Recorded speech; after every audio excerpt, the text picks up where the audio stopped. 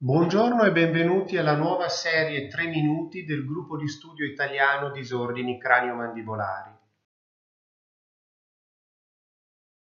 Oggi affronteremo l'argomento bruxismo, sottolineando come per l'odontoiatra sia fondamentale comprendere che le conseguenze cliniche di tale fenomeno sono complesse e spesso slegate dall'eziologia.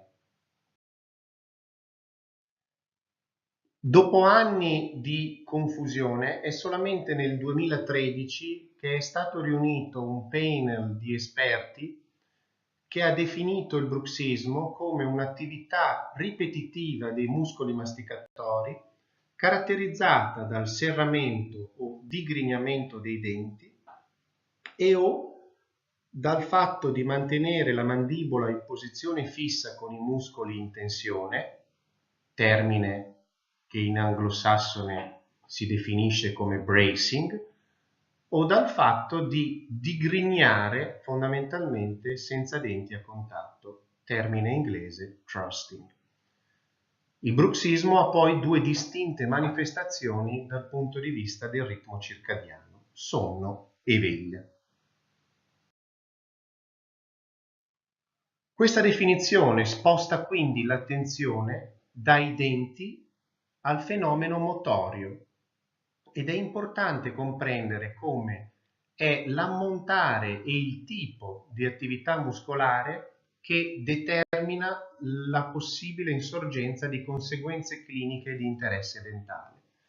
A sinistra in diapositiva vediamo un tracciato polisonnografico in cui nella traccia nera si vede un'attività tonica del massetere in forma di serramento.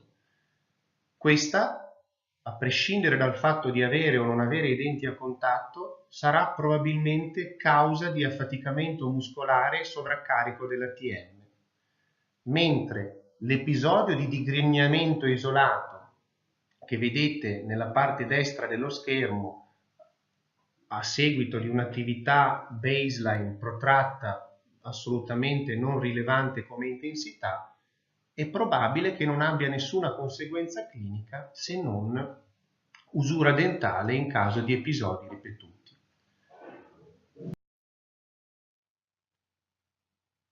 Quindi il bruxismo può avere delle conseguenze cliniche slegate dall'eziologia.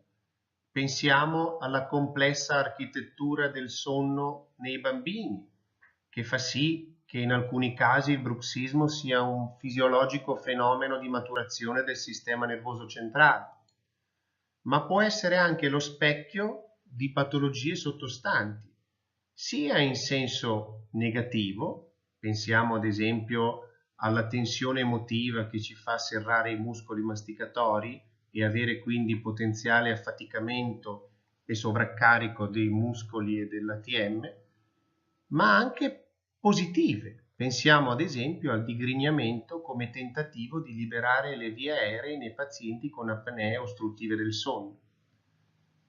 Il bruxismo può poi essere la conseguenza dell'uso di farmaci, quali gli inibitori del reuptake selettivo della serotonina, o di sostanze, caffeina, nicotina, alcol, e può essere la manifestazione orale di altri fenomeni e patologie motorie primarie, in primis il morbo di Parkinson.